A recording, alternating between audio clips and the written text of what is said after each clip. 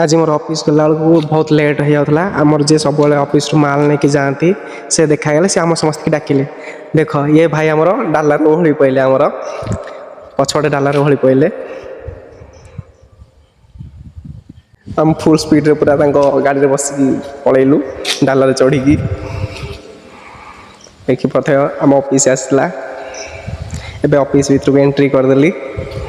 बहुत लेट हो गलानी तापर आसु आसु आमर भितर पशिगली आमर गोटे कोलकाता गोटे माल आसला बरमुंडा बस आसिक रही बस को जीवु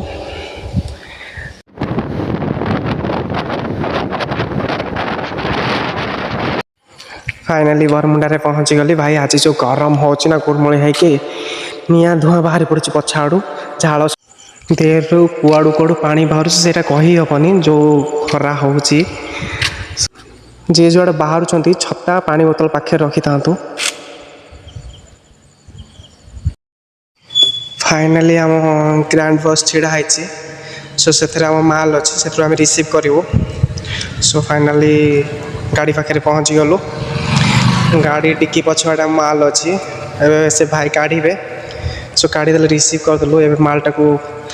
ऑफिस पलैब तापर ए लोबर सोट लगे पूरी चंदनपुर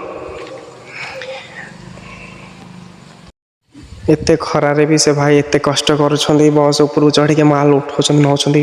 मानना पड़े रे भाई।